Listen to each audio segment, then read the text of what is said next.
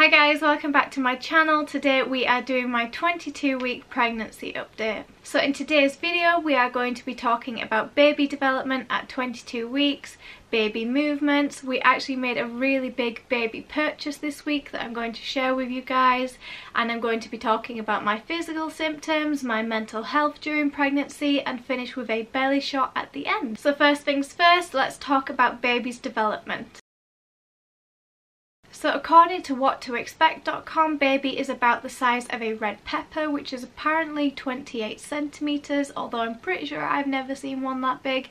And apparently a big milestone this week that the baby has actually reached 1 pound in weight, which it does say on the website if you want to know what that feels like to hold a 1 pound bag of sugar, but in the UK we measure in grams. So it's hard for me to kind of guess how much a pound is because we just don't weigh in pounds.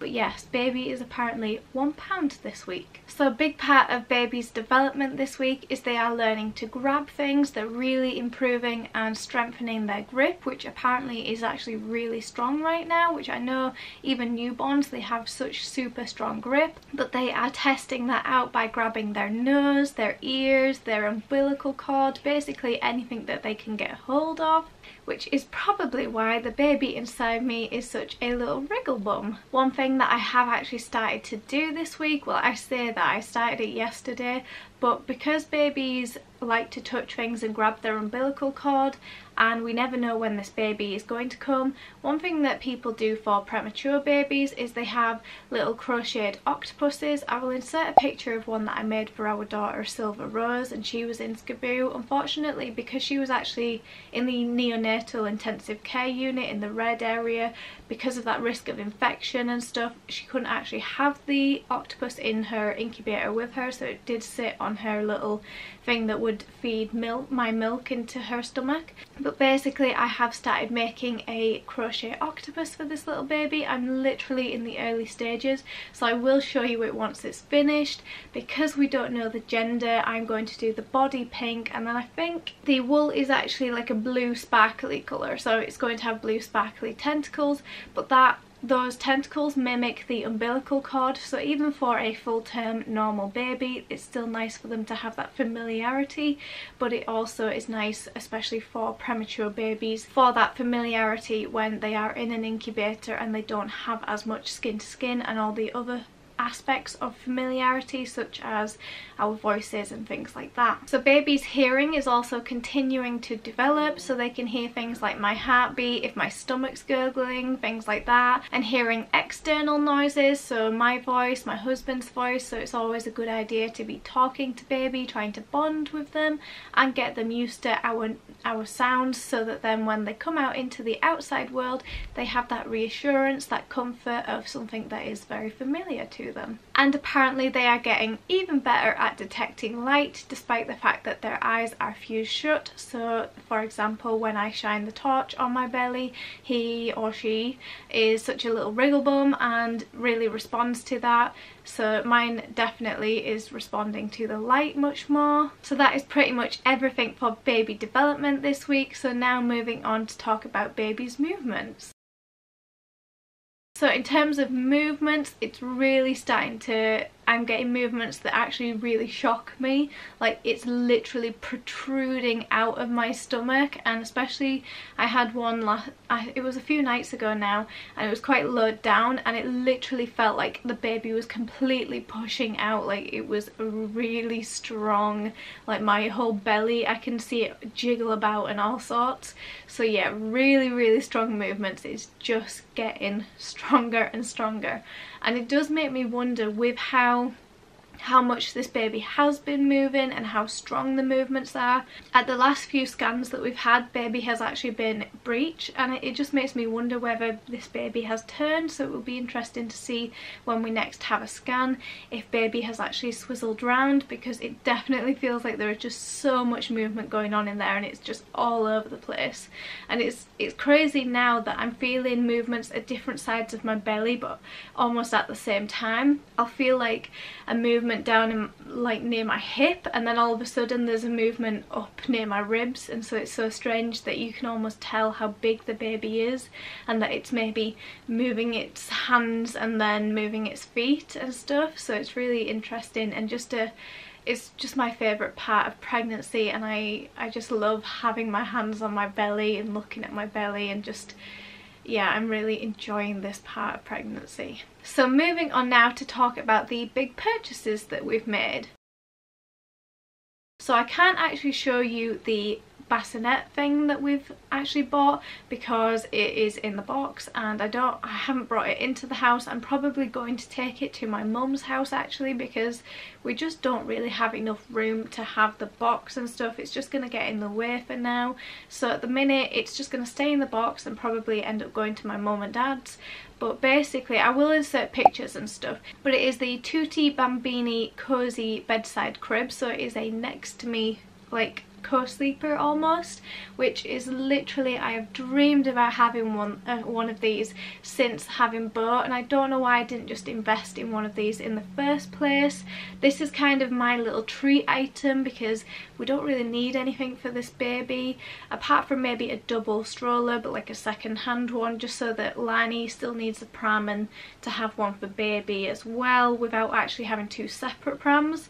But apart from that, there's nothing really that we need for this baby. We have boy clothes, we have girl clothes, there's just nothing, you know. We have all the bedding that we need. We do have a Moses basket, and I think the plan is the Moses basket is going to stay downstairs, so that if the baby ever has daytime naps and just sleeps down in the living room, there will always be the basket there. Whereas with Lani, we were constantly bringing the basket up and downstairs, so this time we don't have to do that.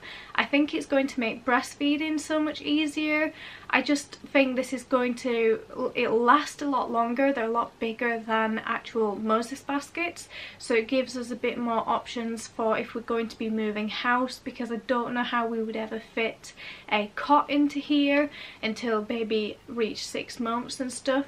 So yeah, I'm so excited about this, and it is quite a fancy one. So we did invest a little bit more and get a fancier brand. We were going to get one from Lidl that was like £70 or £80, and I did really like it, and I would have been quite happy with it.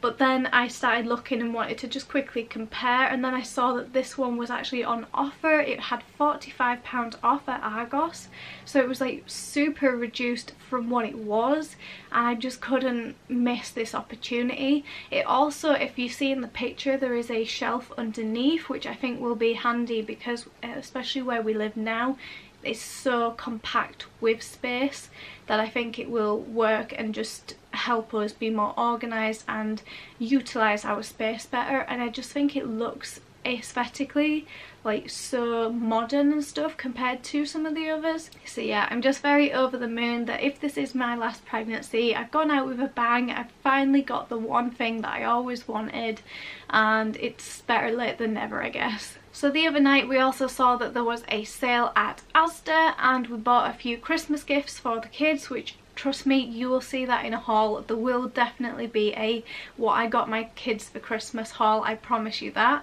But I want to show you two things that we did actually buy that were in the sale. One thing is for baby, and one thing is actually for Leilani, but it's for helping her adjust to when this baby comes. So I will show you the thing that we got for baby. So here it is, and it's pretty basic. Like, this is going to probably annoy me so much, but at the same time, I just, you know, when like babies just laugh and they do the cutest laugh, and it's to the most simplest of things, and I just think this is gonna like give those laughs. So Fabian was adamant as well that we had to get this. I was a bit unsure, like, should we bother, because it is for 1 year old and that seems like a really long way off.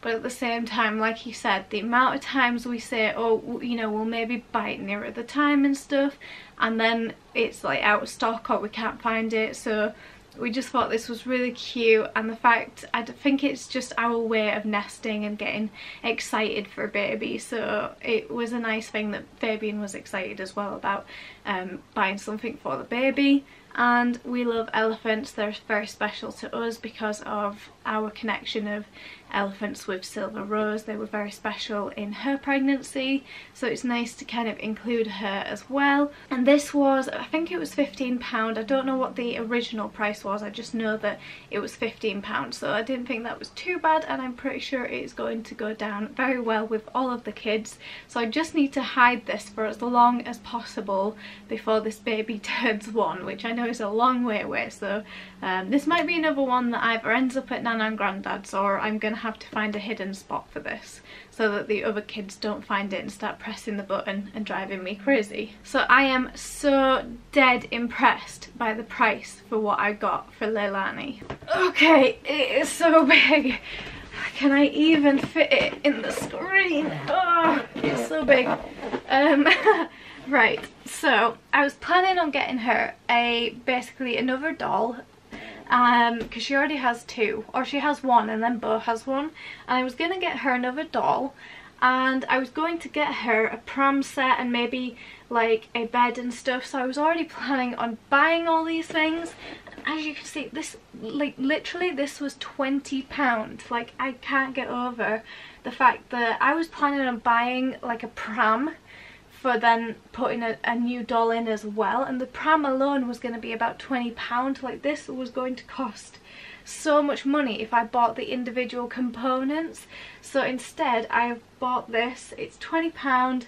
It looks huge. Like, I need help working out what to now buy Bo, because he really struggled adjusting when we had Leilani. He really found it difficult, and we did buy him presents. We bought him a whole, I'm sorry, little man, little man. Okay, so little man, our cat, likes to chew cardboard, and he's just saying that this that the elephant comes in cardboard, so that's why the camera's nearly just fallen. So yeah, basically what I was trying to say is Bo really struggled with adjusting, and I'd love some ideas of something. Obviously, you know, this is really big that we're buying for Leilani, so something similar kind of size wise. Not, I don't want it doesn't have to be big, just something that's of value to him. I just need suggestions of what sort of gift we can get him that's going to be really rewarding and engaging and really give him something to do. I don't know, maybe like, I don't know, maybe Lego, because he does love Lego, so maybe that's an option of something to buy him for when baby comes. Just something that we can then spend the time doing with him, so he still feels like he's getting that one-to-one time, because he just really struggled, and I think even now he feels left out because Leilani, she still needs so much attention and help and stuff because she's younger, that he still feels left out, and it's always trying to find the balance of the one-on-one time. So especially once this new baby comes, I want to make sure we're getting all the one-to-one time with each individual child. And I think especially with Lani, the fact that she'll feel that she's got her own doll that she can take care of, her own baby, you know, maybe, I know you can see there's pictures of kids that like mimic their mum breastfeeding and stuff, so that would be really cute if she did that. But she can bath her baby, push her baby in the pram. I just thought this was a way of her really feeling involved. So yeah, I'm absolutely chuffed at this, and it would make a great present as well for Christmas if you are looking for ideas. So this at the minute is £20 at Asda. And now moving on to my physical symptoms. So I'm not going to dwell too long on my symptoms and stuff because I know this video is getting a little bit long. One thing that did happen that was, I don't know, it's not necessarily, is it a physical symptom? Basically I guess one event that happened that was pregnancy related was I found out this week that the Christmas light switch on, the local one, has been cancelled, and so hormones, and I've just been super excited about this light switch on and really looking forward to it, especially with everything that's happened this year. So I've just been crazy neurotic in Christmas mode for most of this year, and hormones hit me, and I cried my eyes out when my husband told me that this light switch on had been cancelled. So that was a crazy pregnant hormonal moment that happened this last week. Actual symptom wise though, I do think I've had Braxton Hicks this week, and I don't know if this is also linked with, I feel like I've possibly been a bit dehydrated this week. My hands and feet seem to be swelling a little bit. I know that can be a symptom of preeclampsia, I think, so I'm going to like discuss this with a midwife and stuff and make sure I'm getting checked, which is really hard with COVID, that I just don't seem to be having regular midwifery appointments, so I need to chase that up. But I do think I've been really dehydrated, and I'm wondering whether that's caused the Braxton Hicks, or it's maybe just getting to that time of pregnancy where they are going to start happening. Apparently it can start from around 16 weeks, so actually I guess I'm late to the game maybe. Some people might have experienced them a lot earlier than me, but I definitely feel like I'm having some tightenings and stuff, but nothing that's concerning me or making me think I'm going into labour, so that's always good. I have had some like sharp pains around my scar site on the left hand side, so that is another thing that I've asked Fabian to chase up and just discuss with a midwife. I'm pretty sure I had that in my last pregnancy, but considering what happened with my scar in my last pregnancy, it kind of makes me a little bit nervous, so I am going to get him to chase that up, and hopefully it is nothing to worry about. It's not intense severe pain that's making me so uncomfortable that I can't manage, and usually if I change my position and stuff it does just go away and it doesn't last very long. It's just an uncomfortable tugging, which I know can happen once you've had a C-section and then you've got a scar. It can just be an issue that pregnancy and stuff after a C-section can just be uncomfortable. I do seem to be having a little bit of nausea come back. It's not too bad, and it's not affected my appetite. It's just I can tell I'm a little bit nauseous on a morning. I don't know if that's just from having some early mornings, and generally I don't, for some reason whenever I get up really early on a morning I do seem to feel nauseous, and that's just something that's always happened with me.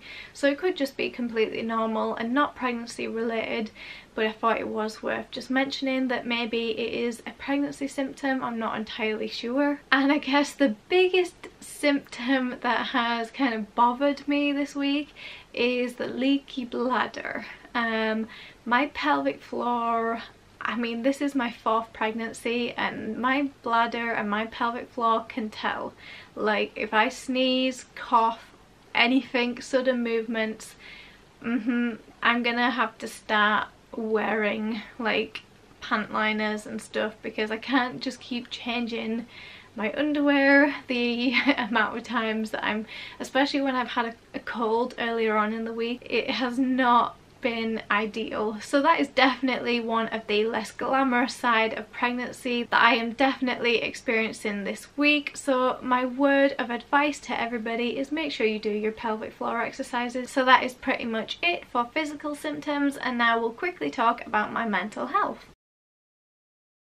Mental health wise, I've generally been pretty positive. I've had a few rough days still. I think a lot of it is to do with generalised anxiety. I don't know that it's necessarily pregnancy related, it's just still adjusting to our new way of life, and with Fabian, his business being very new, there's a lot of things that are changes, and yeah, it's just adjusting to different things. But apart from that, mentally I feel like I am starting to come out the other side.